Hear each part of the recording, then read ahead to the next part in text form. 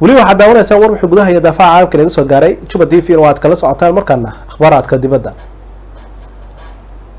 xabal wadareed looga shakisan yahay in lagu aasay muhaajiriin Itoobiyaan ah ayaa waxaa laga helay dalka Mali.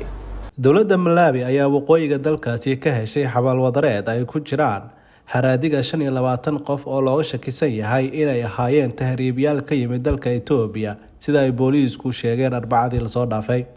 qabrigan waxaa la helay goor dambe oo Talaadadii ah balse waxaan xirnay aaga waxaana bilownay in aan maanta soo saarno ilaa hadda waxaan helnay 25 meed ayuu yiri afhayeen u hadlay booliiska dalkaasi Malawi.